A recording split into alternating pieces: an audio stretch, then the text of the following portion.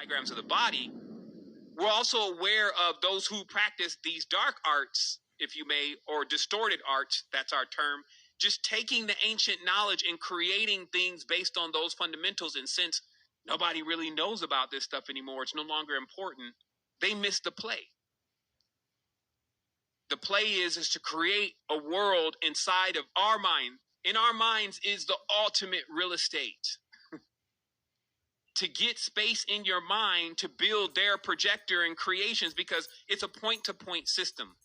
Once you start thinking like them, you project that on somebody else, that person, and then it confirms. So that's like it's a light system. I confirm to you that this exists because I believe it exists. And because I believe it exists, I confirm to another that is also linked to me that it exists. So this is how worlds are created. So that says a lot, though. I won't say right now we'll be able to convince everybody that the virus does not exist.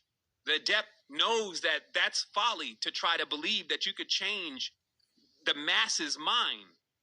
But we're talking about your mind. We just need to give you the keys and the fundamentals to how to create the new world inside of your mind.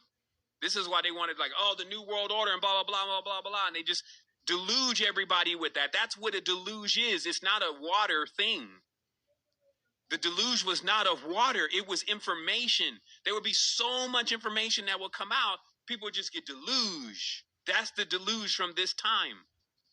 So now when we say a new world order, that now is hinted at something external to be a construct that they want to set up outside with the governments where they want to hinder everyone. But in the ancient tradition, a new world order would be you coming from your Cossacks all the way to the front door of your own pineal gland, not knocking on the door, hell, kicking in the door and taking what was on the throne and slamming it down back to its place. Okay, let's look again.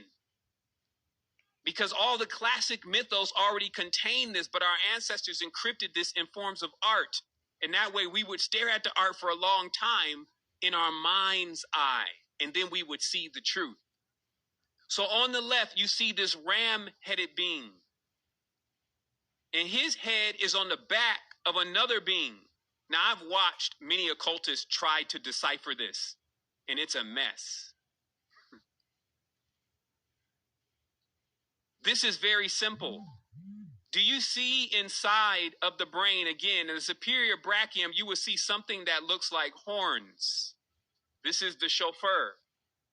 This is basically the ancient laws, which is that there is the serpents. I believe that's the serum. And then there is, let's say, the bovids. This is basically the rams and the serpents. That is the genetics that is being used to create human being 3.0